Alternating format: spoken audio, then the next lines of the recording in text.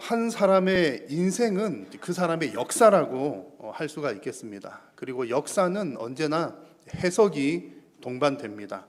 역사를 바라볼 때에 그 일, 어떤 사건들, 역사들은 어떻게 해석하느냐가 이제 반드시 생겨나게 되는 것이죠.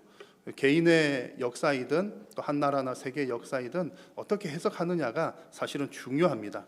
자, 그런데 그 역사를 바르게 잘 해석하려면 역사를 바라보는 관점이 매우 중요합니다. 우리가 세상을 바라볼 때도 세계관, 바른 관점을 가지고 있어야 한다고들 하잖아요. 역사에 대해서도 마찬가지입니다. 예를 들어서 우리 누군가가 어떤 컵을 보고서 리모컨 한번 연결 한번 해주시겠습니까?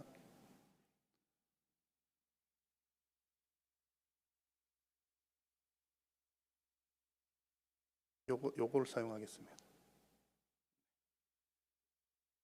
리모컨 연결이 조금 아직 덜 되었습니다. 됐습니다. 여러분, 우리가 컵을 볼 때에, 물 마시는 컵 있잖아요. 컵을 볼 때에 컵 모양이 어떻게 생겼습니까? 라고 물으면 아래에서 보면 동그란 모양이고 옆에서 보면 네모난 모양일 텐데, 누군가가 컵은 동그랗게 생겼습니다 라고 말한다든지 컵은 사각형입니다 라고 얘기한다면 뭐 부분적으로는 맞을 수도 있겠지만 컵을 온전히 설명하는 표현은 아닙니다. 그래서 우리가 뭔가를 해석할 때 어느 관점에서 보느냐가 사실 대단히 중요합니다. 그래서 역사를 바라보고 평가를 할 때도 많은 사람들이 이제 여러 가지 관점에서 보죠. 역사의 원동력이 뭐냐, 역사는 발전하는 거냐, 퇴보하는 거냐, 뭐 등등에 따라서 관점들을 가지곤 합니다. 우리 성도들은 뭐 여러 가지 어떤 뭐 세상에서 말하는 역사적인 뭐 지식과 지혜들 참고할 수는 있지만 우리에게는 가장 중요한 기준이 있습니다. 성도들은 개인의 역사이든 나라의 역사이든 세계 역사이든 볼 때에 가장 중요한 것은 하나님의 말씀을 통해서 어떤 역사적인 관점을 가지는 것입니다. 그것이 가장 중요합니다. 너무 당연한 얘기지만 성도의 삶에 있어서 모든 기준은 하나님의 말씀인 줄로 믿습니다.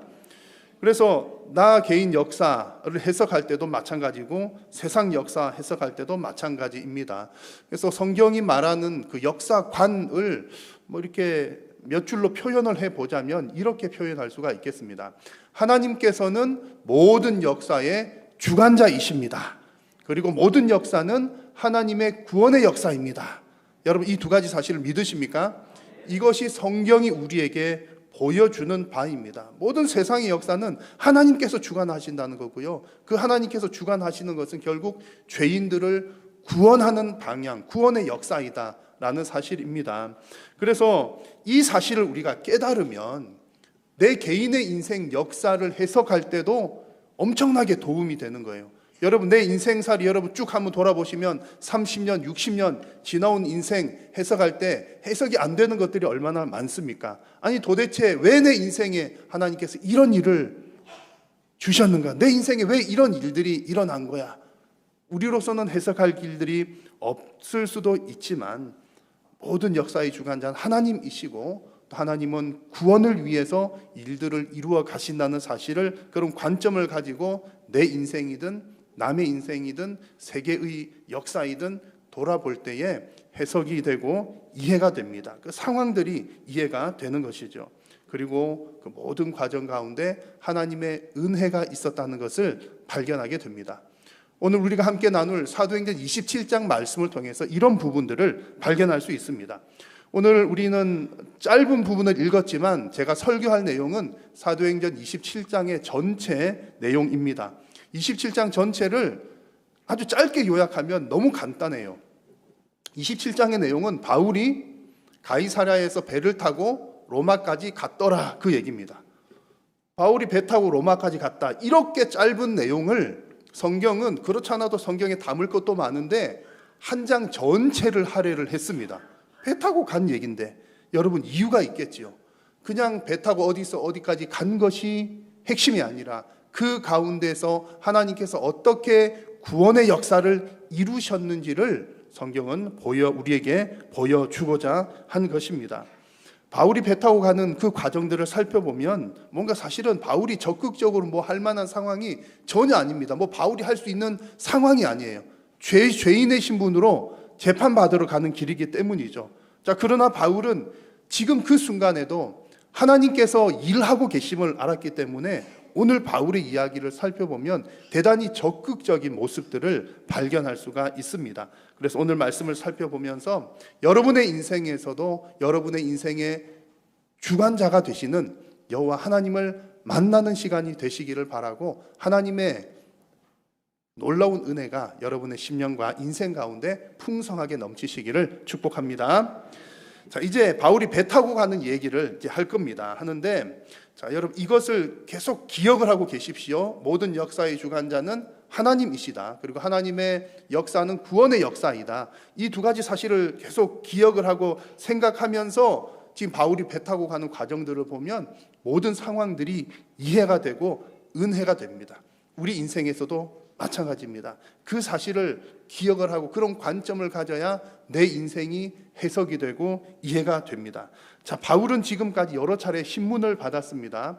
재판을 받는 거죠. 바울을 신문했던 천부장이나 또 벨릭스 총독, 베스도 총독, 그리고 아그리빠 왕까지 바울을 만난 이 로마의 재판을 할 수 있는 이런 사람들은 바울에게는 죄가 없다는 것을 알았습니다. 그래서 지금 충분히 사실 그들은 바울을 풀어줄 만한 그런 상황이기도 합니다. 그런데 바울은 결국 지금 로마까지 가게 됩니다. 그 이유는 바울이 가이사 황제에게 상소했기 때문입니다. 당시 로마 시민권자들은 뭐 이렇게 재판을 받다가 불편한 것이 있으면 내가 도저히 이거 이해할 수 없다, 안 되겠다, 그러면 그래서 황제에게 상소합니다. 그러면 중간에 그 어떤 행정관들도 그것을 취소할 수가 없었다고 합니다. 그래서 오늘 읽은 본문, 나누는 본문은 27장인데 26장 마지막 부분을 보면 이 아그리빠 왕이 베스도 총독에게 그런 얘기를 하는 거예요. 이 바울이 가이사에게 상소만 안 했더라면 지금 풀어줄 만한데 정말 아무 죄도 없는데 풀어줘도 되는 사람이구나, 그런 얘기를 합니다. 자, 그런데 이 상황에서 우리는 하나님의 관점으로 지금 이 상황을 바라보아야 됩니다. 자, 이 시점에서 바울은 석방되기를 원했을까요? 아니면 계속해서 죄인의 신부로 유지되기를 원했을까요? 여러분, 바울이 어떤 마음을 가졌을 것이라고 생각하십니까? 정답은 너무나 분명합니다. 바울은 석방되기를 원하는 것이 아니라 죄인의 신분, 죄수의 신분을 더 유지하기를 원했을 것입니다. 왜냐하면 하나님께서 바울에게 이런 얘기를 하셨기 때문이죠. 너가 예루살렘에서 나를 증언한 것처럼 로마에서도 증언하여야 하리라. 바울은 지금 하나님의 뜻을 알고 있는 겁니다. 하나님의 역사를 바라보는 관점을 가지고 하나님의 입장에 서 있다는 거죠. 그래서 지금 바울은 사실 세상적으로 보면 너무나 억울하죠. 죄 지은 것도 없는데 계속 붙들려 다니고 몇 년 동안 잡혀 있었고 활동도 제대로 못하고 누명 쓰고 있는 안타까운 상황입니다. 그런데 지금 바울의 목표는 누명을 벗는 것이 목표가 아니라 로마까지 가는 것이 지금 현재 바울의 목표입니다. 바울의 인생에 있어서 방향은 확실하게 정해져 있는 것이죠. 로마행입니다. 여러분, 하나님의 뜻을 아는 성도들은 그의 인생이 너무나 분명하게 방향이 잡혀져 있습니다. 본인의 인생만 방향이 잘 잡혀져 있을 뿐만 아니라 주변에 있는 사람들과의 관계 속에서도 방향을 제시하는 그런 인생을 살아갑니다. 지금 바울이 분명한 어떤 방향성을 가지고 이제 배를 타고 로마로 가게 되는데, 배를 타고 가는 길에서도 바로 그런 일들이 있었습니다. 자, 로마로 가는 그 뱃길을 지도에서 한번 살펴보겠습니다. 자, 지금 보이시는 왼쪽에 이쪽 부분이 가이사랴 감옥이 있는 곳입니다. 지금 바울은 지금 가이사랴 감옥에서 2년 넘게 있었고요. 이곳에서 지금 출발을 해서 저쪽 화면 보시기 왼쪽 위쪽 로마에까지 지금 가야 되는 그런 상황입니다. 그래서 가이사랴에서 출발하여서 아드라무테노라고 하는 배를 타고 시돈을 거쳐서 저쪽 중간쯤에 있는 무라라고 하는 곳까지 이르게 됩니다. 그리고 이곳에서 무라에서 지금까지 이제 작은 배를 타고 이렇게 오게 되었는데 무라에서 로마로 가게 되는 큰 상선 알렉산드리아 배를 갈아타게 됩니다. 이 배는 상선인데 밀을 싣고 가는 큰 배인데 때로 이제 군인들을 수송하거나 죄인들을 호송해야 되는 경우들은 상인들과 협력해서 이제 군인들이 지휘권을 가지고 배를 이렇게 장애를 하곤 했습니다. 그래서 지금도 이제 성경에 보면 백부장이 이제 밀 싣고 가는 배인데 백부장이 지휘를 해서 로마까지 가게 되는 거죠. 그래서 이곳에서 이 알렉산드리아 배가 출발을 합니다. 근데 가는 길이 평탄하지 않아요. 가는 길이 세찬 바람이 불어서 멀리 가지 못하고 이곳 이제 화면의 중간쯤에 있는 그레데 섬의 미항이라고 하는 곳에 정박을 하게 됩니다. 중간에 이렇게 가는데 바람 불고 어쩌고 해서 미항에 정박을 하게 되는 겁니다. 자, 그런데 이곳에서 독특한 한 장면이 펼쳐집니다. 어떻게 보면 어색한 한 장면이기도 한데요. 지금 죄인의 신분인 바울이 이 항해에 대한 어떤 의견을 피력하는 한 장면이 등장합니다. 27장의 10절 말씀을 한번 보십시오. 10절을 보시면 같이 한번 읽어볼까요? 시작. 말하되 여러분이여 내가 보니 이번 항해가 하물과 배만 아니라 우리 생명에도 타격과 많은 손해를 끼치리라 하되. 지금 바울이 하는 얘기예요. 누구에게요? 선장이나 백부장이나 선원들한테, 선주도 있는데 얘기를 하는 겁니다. 더 이상 배에 우리가 항해할 수 없습니다. 그 얘기를 하는 거예요. 여러분, 이 상황이 이해가 되십니까? 어울리지 않고 대단히 어색한 한 장면입니다. 아니, 선장이 따로 있고 하는 사람들이 있는데, 게다가 바울은 지금 재판 받으러 가는 죄수의 신분인데 뭐 항해를 하니 마니 이런 얘기할 입장이 전혀 아닌 상황인 것이죠. 그런데 지금 바울이 이 얘기를 하고 있습니다. 왜, 어떤 마음으로 이런 얘기를 하고 있을까요?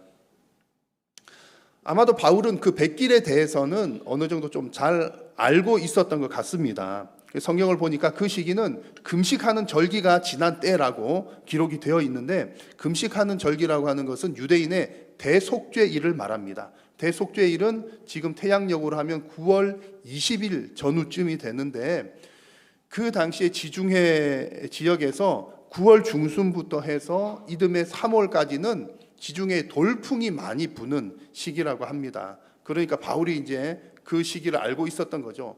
게다가 고린도 후서 말씀을 보면 바울이 그런 고백을 합니다. 내가 여러 번 죽을 뻔하고 했는데 3번이나 파선을 당한 경험이 있다. 배 타고 가다가 전도여행 다닐 때 유럽으로 몇 차례 왔다 갔다 하니까요, 그 가운데 3번이나 파선을 당한 경험이 있다. 그런 얘기를 합니다. 그러니까 경험적으로 볼 때도 아마 바울이 백길에 대해서 좀 알고는 있었던 것 같아요. 그러니 뭐 한마디 할 만한 상황인 것도 같습니다. 자, 그러나 그럼에도 불구하고 지금 우리는 바울의 경험을 얘기하는 것이 아니라 어떤 관점으로 지금 이 이야기를 보고 있다고요?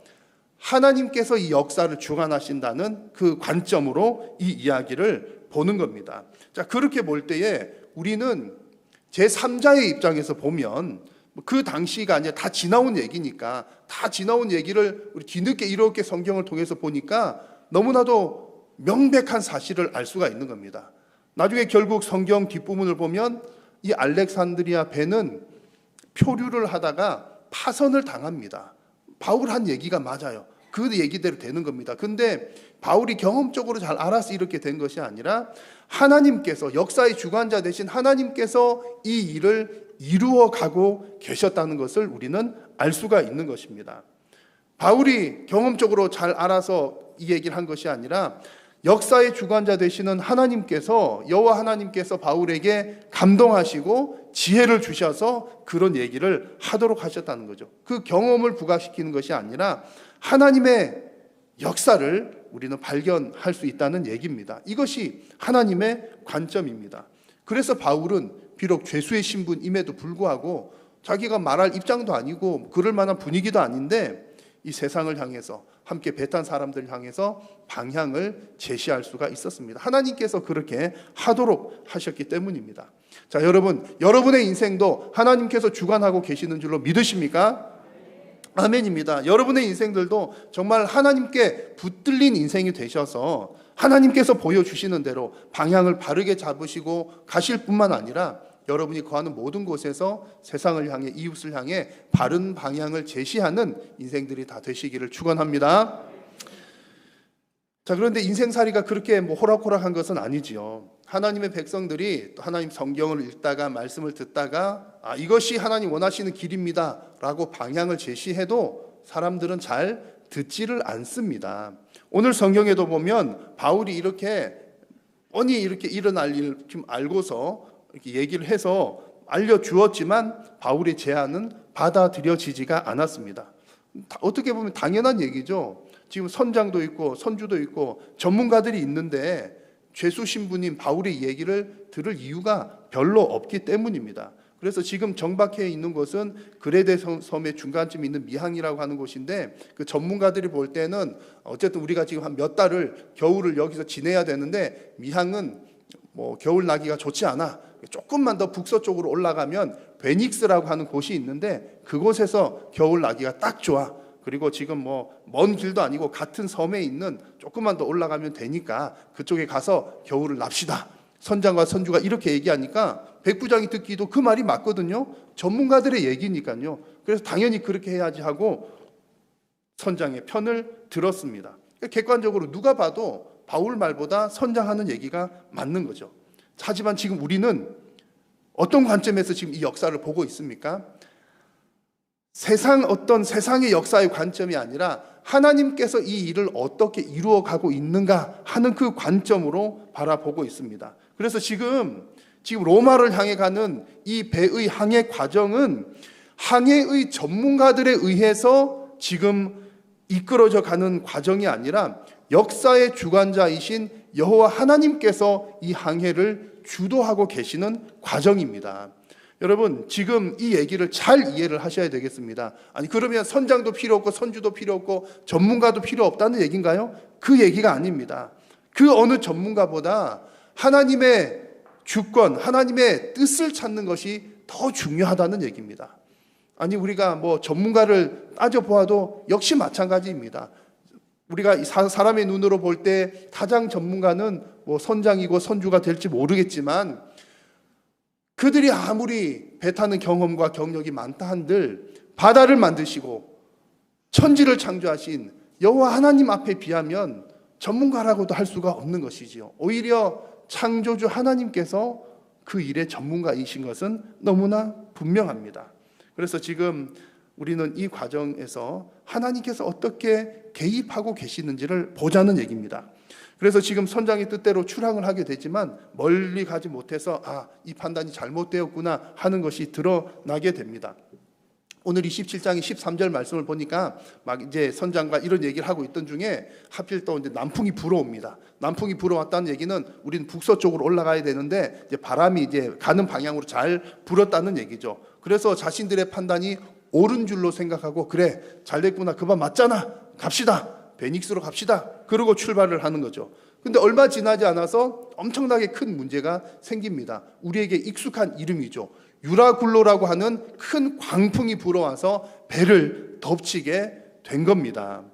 지금까지는 바람 피하느라고 해변 따라왔지요. 때마침 남풍도 불어왔지요. 모든 것이 다 순조롭게 진행되는 듯 했습니다. 그러나 하나님의 뜻은 달랐습니다. 바울을 통해서 보여주시는 하나님의 뜻은 그것이 아니었던 거죠. 하나님은 이 과정 가운데 하나님께서 역사를 주관하고 계심을 보여주기를 원하셨습니다. 바울을 통해서 이야기하신 것이 하나님의 주권인 것을 보여주기를 원하셨던 것이지요. 그리고 하나님은 결국에는 로마를 향해서 떠나기를 원하셨던 것입니다. 이런 하나님께서 이런 하나님의 주권을 보여주시기 위해서 하나님께서 섬으로부터 바람을 불러 일으키셨습니다. 유라굴로라고 하는 이름은 방향을 가리키는 그런 이름입니다. 북동쪽을 가리키는 얘기입니다. 그래서 유라굴로 광풍이라고 하는 말은 우리말로 풀어서 하면 북동풍이 세차게 불었다 그런 뜻입니다. 여러분, 하나님은 지금 북동풍을 일으키셔서 선장과 선주가 가고 싶어 하던 곳이 아닌 하나님께서 보내고 싶은 곳으로 지금 보내셨던 것입니다. 그로 인해서 이 배는 바람에 밀려서 14일이나 표류하게 됩니다. 여러분, 하나님의 관점에서 보면 인간의 역사가 참 이렇습니다. 하나님께서 뭔가를 말씀해 주시지만 대부분의 사람들은 그 하나님의 말씀에 제대로 반응하지를 못합니다. 그래서 그 결과는 무엇이죠? 하나님 말씀에 바르게 반응하지 못하면 그 결과는 징계입니다. 그래서 지금 현재 이 배의 상황도 그런 것이죠. 하나님께서 바울을 통해서 하셨던 말씀을 듣지 않고 자기들의 뜻대로 가다가 결국에는 14일 동안 해도 보이지 않고 별도 보이지 않는 캄캄한 그 밤을, 그 바다를 표류하게 되었던 것입니다. 자, 그런데 여러분, 이야기가 여기서 끝나는 것이 아닙니다. 하나님의 역사는 그래, 내 말 안 들으니까 너가 벌 받는 거야, 이것이 끝이 아니라 하나님의 역사는 무슨 역사라고요? 구원의 역사라고 했습니다. 구원의 역사. 하나님께서는 사람들이 죄를 지을 때 그 죄로 인해서 징계를 베푸시기도 하시지만 그것이 끝이 아니라 하나님께서는 또다시 하나님의 사람을 통해서 그들에게 해결책을 주시는 분이 바로 하나님이십니다. 그래서 지금 다시 한번 지도를 돌아가 가지고 한번 보시면, 지금 지도에 보면 이곳 그레데에서 지금 배가 출발을 해서 유라굴로 광풍을 만났습니다. 14일 동안의 바다를 표류를 하다가 이곳 멜리데라고 하는 섬까지 이르게 됩니다. 하나님께서 이렇게 몰아붙이셨던 것이죠. 그리고서 14일째 되던 자정쯤에 이제 섬 가까이, 이곳 멜리데 섬 가까이 오게 되자 사공들이 먼저 그 사실을 알아챘습니다. 깊이를 이렇게 보니까 우리가 어디 섬 가까이 왔구나. 그럼 어디 또 이렇게 암석에 부딪힐 수 있으니까 잠깐 정박을 해놓고 해 뜨기를 기다려야 되겠구나. 이제 그런 판단들을 내렸습니다. 자, 그런데 사공들 가운데 이 상황에서 우리가 지금 또 어떻게 될지 모르니까 배를 작은 배 내려서 도망가야 되겠다, 나부터 살고 보자, 그런 사람들이 있었습니다. 모두가 다 죽게 된 그런 상황에서 사공들은 자신들 먼저 목숨을 건져야 하겠다고 판단을 했던 거죠. 그런데 바로 그때에 하나님께서는 바울을 통해 하나님의 구원의 손길을 펼치기 시작하십니다. 얘기들이 오늘 27장에 쭉 길게 나와 있습니다만 핵심적인 내용들은 이런 내용들입니다. 하나님은 바울을 통해서 이 사공들이 도망가지 못하도록 막으셨습니다. 그리고 배에 있는 사람들에게 이제 음식 얼마 남은 것 먹고 우리는 기력을 회복해야 됩니다 라고 하는 해결책을 제안을 하도록 하셨습니다. 바울이 이런 얘기를 할 수 있었던 것은 지나간 14일 동안 오는 길에 하나님의 사자가 바울에게 나타나셔서 말씀해 주셨기 때문입니다. 오늘 사회자를 통해서 오늘 우리가 읽은 본문이 바로 그런 내용들입니다. 너희들 중에서 한 명도 상하지 않고 다 구원을 받을 것이다 라고 하나님께서 말씀해 주셨고, 바울은 사람들에게 그것을 또 이야기를 했습니다. 하나님의 뜻을 알고 있었기 때문에 이 암흑 속에서도 바른 해결점을, 지금은 우리가 음식 다 먹고 기력을 회복할 때입니다, 다른 거 다 버리더라도 이렇게 하면 목숨 삽니다 라고 해결점을 제안할 수가 있었던 것입니다. 물론 여러분, 성도가 세상을 향해서 하나님 말씀으로 바른 방향을 제시해도 잘 듣지 않습니다. 그 말씀을 듣지 않을 때 오는 그 결과는 징계이죠. 그럼에도 불구하고 하나님께서는 하나님의 사람을 통해서 지금 이런 상황처럼 또다시 문제의 해결점을 제시를 해 주십니다. 여러분, 지금 분위기를 다시 한번 기억하십시오. 지금 바울은 죄수의 신분으로 배에 타고 있는 상황입니다. 그러니까 이런 말을 하거나 그 어떤 영향력을 끼칠 만한 상황은 전혀 아니라는 얘기죠. 그럼에도 불구하고 하나님의 말씀이 그에게 임하였기 때문에 지금 그들을 살릴 수 있는 분은 오직 여호와 하나님 한 분뿐이고, 하나님께서 바울을 통해서 일을 하시기 때문에 세상을 향해서 이런 해결점을 살 수 있는 길을 열어 주셨습니다. 여러분, 우리 성도들도 마찬가지입니다. 성도들이 어느 곳에 있든지 어떤 모양으로 있든지 하나님의 말씀을 받고 하나님의 말씀을 깨달은 사람이라면 세상을 향해 그 어떤 구원의 길, 해결점을 제시하는 인생을 살아가게 되는 줄로 믿습니다. 자, 이렇게 해서 지금 바울의 이야기가 진행이 되고 있는데요, 오늘 이 이야기의 결론은 어떻게 됩니까? 47장의 마지막 구절을 한번 보십시오. 같이 한번 읽겠습니다. 그 남은 사람들은 널조각 혹은 배 물건에 의지하여 나가게 하니 마침내 사람들이 다 상륙하여 구조되니라. 아멘. 이런저런 이야기 끝에 결국 47장의 마지막은 그 배에 타고 있던 사람들이 모두가 다 멜리데 섬에 안전하게 도착했더라, 구원을 받았더라, 살아서 올라갔더라, 그런 얘기입니다. 자, 여러분, 우리가 이 얘기를 참 그 당사자들 얼마나 복잡하고 힘든 시간들이었겠습니까? 14일 동안에 죽을 똥 살똥, 해도 보이지 않고 별도 보이지 않는 그 캄캄한 백길을 지나오는 동안에 당연히 다 죽을 것이라고 생각했을 텐데 하나님께서는 276명의 사람들을 다 살려주셨습니다. 하나님께서 살려주셨다는 얘기죠. 이미 바울에게 얘기하셨던 것처럼 너와 함께 항해하는 자들을 내가 다 너에게 주겠다. 하나님께서 말씀하신 대로 그 일을 이루어 주셨던 것입니다. 그러니 여러분, 지금 이 배에 타고 있었던 목숨을 건진 276명은 하나님께서 이 역사를 주관하고 계셨다는 하나님의 역사에 대한 증거가 되는 것입니다. 여러분, 우리의 성도의 인생 역시 하나님의 증거물인 줄로 믿습니다. 하나님께서 성도의 인생을 통해서 방향도 말하게 하시고 해결점도 제시하게 하신 것은 결국 성도를 통해서 하나님의 살아계심을 보여주시기 위함입니다. 그리고 우리 성도들이 살아가는 인생길 자체는 하나님께서 살아계신 분이라고 하는 것을 보여주는 증거물이 된다는 말씀입니다. 이 일은 우리가 하나님을 증언하고 증거한다는 것은 믿음이 대단히 좋은 사람, 능력이 많은 사람들만 하는 것이 아니라 하나님의 백성이라면 누구든지 할 수 있고 누구든지 해야 하는 일입니다. 여러분, 여호와 하나님께서 여러분의 인생의 주인이심을 믿으십니까? 아멘입니다. 또 여러분의 인생을 통해서 하나님은 여러분을 구원해 내시고 또 여러분을 통해서 열방을 구원해 나가는 줄로 믿으십니까? 아멘입니다. 우리에게 이런 믿음이 있다면 성도들이 거하는 모든 인생길에서 때로는 지금 바울이 당하는 것처럼 그 험한 백길, 죽음을 앞둔 길, 또 그 앞에 살펴보았던 법정 앞에 서는 상황, 그 어떤 상황에서도 우리의 인생이 바르게 해석될 수 있습니다. 하나님께서 내 인생에 이런 일을 일하셨던 것이 이런 하나님의 뜻이 있으셔서 그랬구나. 그리고 결국에는 하나님께서 구원하기를 원하시는구나. 여러분, 그 하나님의 은혜를 깨닫는 저와 여러분 다 되시기를 축원합니다.